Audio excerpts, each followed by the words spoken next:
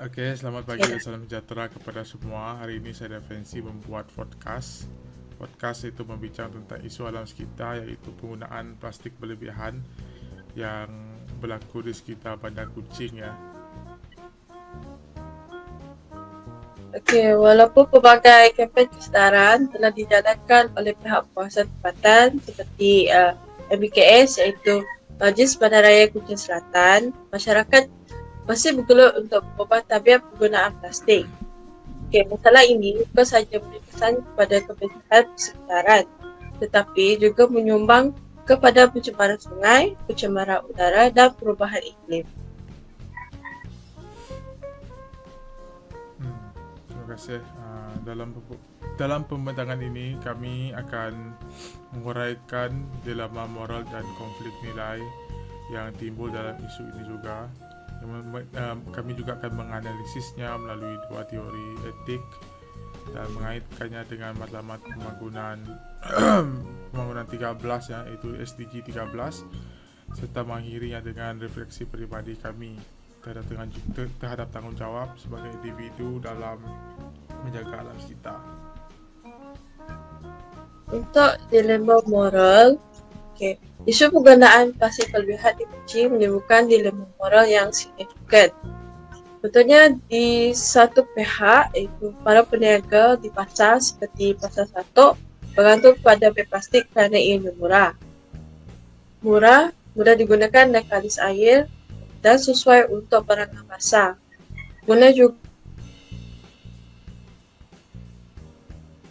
mahukan kemudahan terutamanya apabila membeli dalam jumlah yang banyak.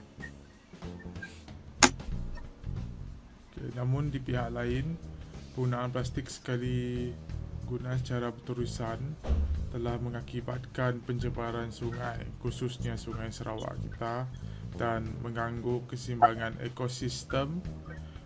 Konflik nilai timbul antara kemudahan ekonomi jangka pendek dan tanggungjawab terhadap alam sekitar dan kesihatan komuniti.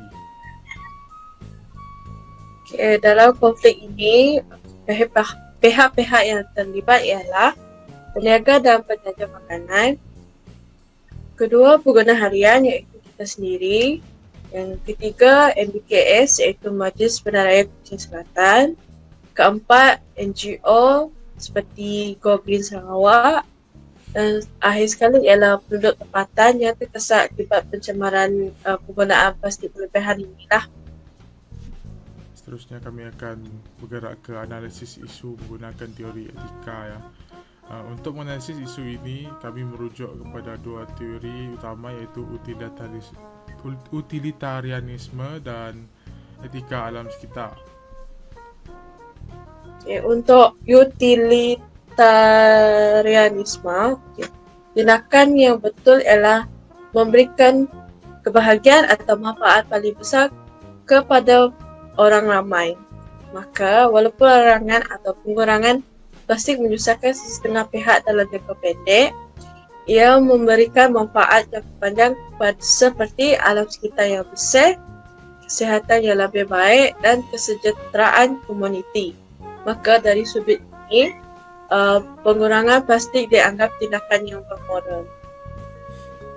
Sementara itu, etika alam sekitar menekankan bahawa alam bukan hanya alam maka alam bukan hanya untuk digunakan oleh manusia semata-mata, tetapi alam punya nilai intrinsik dan kita sebagai manusia perlu bertanggungjawab untuk memeliharanya. Pembuangan plastik secara sembarangan yang berleluasa di dalam sungai bukan saja merosakkan alam, tetapi juga mencerminkan sikap tidak menghormati nilai alam itu sendiri. Seterusnya ialah kaitan dengan SDG 13 iaitu tindakan terhadap perubahan iklim. Isu ini juga sangat berkait dengan matlamat pembangunan Mampan 13 iaitu tindakan terhadap perubahan iklim. Contohnya plastik dihasilkan daripada bahan berasaskan petroleum yang menyumbang kepada gas rumah hijau semasa pengeluarannya dan ketika dilumpuhkan. Selain itu, pembakaran sisa plastik secara terbuka yang kadangkala berlaku di kawasan perumahan atau di kampung sekitar Kuching turut menyumbang kepada pencemaran udara dan pemanasan global. Maka tindakan mengurangkan penggunaan plastik adalah langkah langsung yang menyokong usaha untuk mengurangkan perubahan iklim seperti yang digunakan seperti yang digariskan dalam SDG 13. Okay. Akhir sekali iaitu refleksi pribadi kami sendiri. Bagi saya, secara pribadi, saya belajar bahawa isu alam sekitar bukan hanya tanggungjawab pihak kuasa, tapi juga tanggungjawab individu seperti kita sendirilah. Inilah yang saya pelajari daripada penggunaan plastik berlebihan ini ialah kesedaran sivik, tanggungjawab sosial dan kepedulian terhadap generasi yang akan datang. Okay. Terima kasih. Saya juga sedar bahawa perubahan sebenar bermula daripada tindakan kecil bukan tindakan besar ya. Kini saya cuba mengurangkan penggunaan plastik dengan membawa beg sendiri, menggunakan bekas makanan sendiri dan menyokong peniaga yang mesra alam. Isu ini menyedarkan saya bahawa kita semua adalah sebahagian daripada penyelesaian masalah ini. Okey, inilah berikut ni 3 gambar ni adalah gambar-gambar yang gambar-gambar saya ambil di sekitar Kuching ya semasa saya pergi keluar jogging, dan dari gambar-gambar ni kita dapat lihat penggunaan plastik berlebihan dan apa puncanya seperti ini, sampah-sampah plastik yang berleluasa di kawasan Kuching. Dan seterusnya Fancy. Okey, berikut adalah gambar-gambar penggunaan plastik lebih. Ada gambar yang saya dapat dari mostly Google lah. Contohnya di pasar malam, di tempat-tempat perumahan, dan yang paling utama saya rasa yang paling ketara adalah di waterfront tu lah, dekat kawasan waterfront tempat persiaran tu. Sampai situ saja perbincangan kami berdua, podcast kami berdua. Terima kasih kerana telah menonton.